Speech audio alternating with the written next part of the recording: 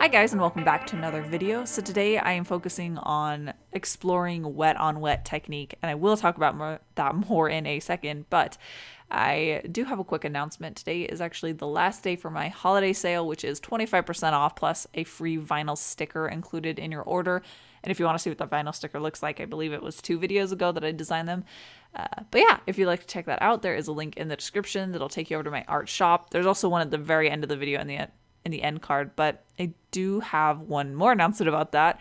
Apparently only one coupon code works at a time, where I normally have the standing free shipping for 35 and over in US and 75 and over for international, and it was not applying that. So if you did spend enough to receive the free shipping and didn't actually receive the free shipping, I will be going back in and manually refunding that, so you'll still be able to get basically both of the codes in your order.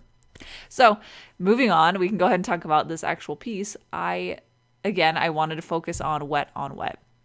So I've realized that I've kind of plateaued in my watercolor skills because I'm not pushing myself technique-wise, and I'm not learning new stuff, and I'm not really incorporating new ways to do it and new ways to add depth in my watercolor pieces. So I'm really looking at where can I start to add more depth into my skill set.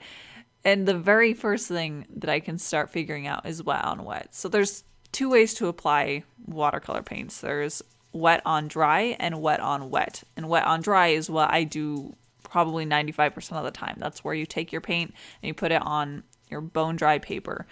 And wet on wet is where you incorporate paint on top of a already wet surface. Now, I do need to give this quick stipulation. If you're using watercolors, you need to make sure that it's either very wet or it's completely dry when you put new paint down. Make sure that it's not somewhere halfway between drying. That will mess up any paint that you have underneath in that currently drying layer. So you do want to make sure that you're doing one or the other. But I always choose wet on dry because it's so precise and very controllable, and that's one thing that I always look for in my pieces. I need things to be very controllable because I don't have very much skills as far as making very loose, free-flowing things work well. I have to know what it's going to be structured as from the beginning. So that's why I always gravitate towards wet on dry. But there's so many beautiful things that you can create with wet on wet. That is kind of the most recognized look of watercolors, wet on wet, where you let the paints mingle together and the colors incorporate and create these really gorgeous textures. And I'd like to figure out how to start incorporating that into my pieces. And this is like the very basic. Like, this is just starting at the beginning. What are things that I am not incorporating in my work? What are techniques that I have kind of pushed away and I'd like to start figuring it out? And wet on wet and wet on dry is one of the first things that you learn in watercolor, and I'm excited. I really loved working on this piece. I don't think that I used wet on wet as much as I would have liked throughout the full working of this piece, but I do think that I pushed myself more with that than I have before, and I really tried to figure out how I can make it the structure of this piece. So the biggest area, which is probably pretty obvious where I do use wet on wet, is the background. And I'm just really happy with the way that it blended. And obviously, I mean, that's one of the huge draws of watercolor is how gorgeously it creates this texture. But it was just really, it's almost stress relieving to work on this background where I could go in and incorporate different colors in different areas. I did want it so that there were hints of this green cast that was coming off of these lit matches sprinkled in different areas in the background. So it wasn't just a stark one location for that, but I also let my Payne's Gray, which is the basic paint for that really dark area in the background, that's Payne's Gray.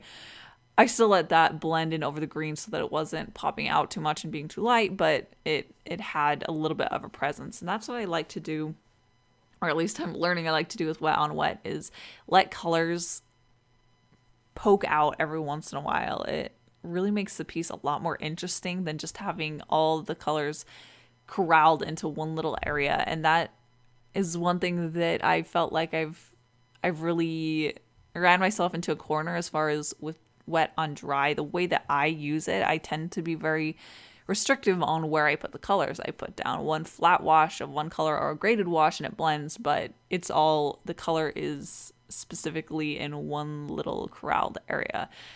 So wet on wet was definitely making me think about how can I start adding these color variations right from the beginning, and how can I get it to have this very blended quality to it so that it still looks very cohesive but much more interesting. And the thing that I really learned that I'd like to really figure out in the future is a glowing effect. So in this piece I did these lit matches, and it was definitely a little bit more of a fight to get it into something that I liked. And I really want to be able to use these glowing effects in watercolor. It's tricky because of the way that you apply watercolor, is you tend to go light to dark. But when you think about adding a glow for something, it's usually dark and then you build up to light. That's how I would do it digitally. So it's a reverse. I have to figure out how to put it together with completely opposite tools and opposite way of doing it and thinking about it. And I definitely struggled today, but I do like how it ends up looking, and I like that it put a fire under me to go figure it out. I hadn't realized how much I kind of avoid it, because when it comes to digital stuff, I use this glowing effect frequently. I love it. I love incorporating these different objects like that and effects like that. But when it comes to watercolor, I shy away from it. So it was a good reminder. I did actually end up going through several phases with the candles as well. Originally, I had the background and the candle, or not the candle, they're matches, but the flame. And then I thought that I was going to go in with gouache, and I thought it was going to be green, but in the end it just didn't have enough contrast from the background and from that glowing area in the background anyways. So I actually ended up washing off the gouache, which, by the way, is actually really easy. That's one of the things that I love about gouache, is that it's so forgivable. But I had added all these layers, and in the end I just took a wet washcloth, or paper towel, I guess, and I held it over the area to let it seep into the paint for a little bit, and then I just dabbed off the paint, and it was right back to the watercolor layer. And then I actually ended up going back in and adding more of a yellow and a little hint of the red that you find in her eyes into this candle, and that helped it pop out and have more contrast in the color. At least if it wasn't in the value, at least it could be in the color, and that helped him stand more out. But yeah, it's a good reminder that there are things that I would love to be able to do with watercolors that I don't necessarily have the skill for to make it happen the way that I want it to, and that's a very good feeling. It's an exciting feeling to know that there are these techniques that I want to figure out and learn, and I can get better acquainted with watercolors and the mediums that I enjoy. But yeah, this is definitely going to be a new worksheet for me, is figuring out the glowing effect. And her hair, I do think that my execution could have been a little bit better, but I actually really like the end result of it and working on it. What I did was I took several paint colors. I had them mixed up on the side. I had a green, a blue, and a purple, and I just painted in where the shadows would be. But this created a very multi-dimensional look to it with a lot of different colors.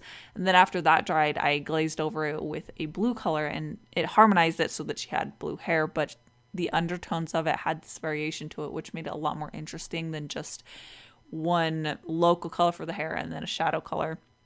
So I really like how that ended up happening. I do think that I could have added more depth in the shadows and been a little bit more light-handed with where I was placing these strands and these colors, but overall I like how it ended up with that. And I love how satisfying it is to be able to add details like that, where I had the several different colors that were adding the shadow, and then to glaze over it with one unifying color. It is just so incredibly satisfying. And I keep forgetting to mention this, but I finally got myself some new masking fluid. I used to have a different kind, and it just didn't work for the way that I worked, but I wanted to use up as much as I could before I replaced it. But I did finally get a replacement, and I'm pretty sure this one is Winsor & Newton. I'll have to check. I will have it listed in the description, so if you want to know exactly what it is, I'll have it down there, as well as all the other tools that I'm using today. But I am so incredibly happy with the way that this one works. I can't believe how much of a difference it has made with my workflow. It's white, so I can use my heat gun on top of it, so I'm right back to the same time frame of how I normally work on my pieces, and it peels up in like one satisfying sheet. Like I can get it all in just one go. It's just it's a dream. I guess it's just a good testament that if a medium or a tool isn't working for you, you can find something that does, probably. And in my case, this is going to really improve my quality of how I work with it and the usage that I can get out of my masking fluid. And that is it for today. I do have the original as well as prints available of her over at my art shop. And again, there's a link in the description. And also, as a reminder, there is that 25% off sale that's happening today, and it ends today, and you get that free sticker as well. So it's a great time to go at least look at my shop and see if there's anything you're interested in. But that is officially it. I will be back on Saturday with my next video. So thank you guys so much for watching, and I'll see you then.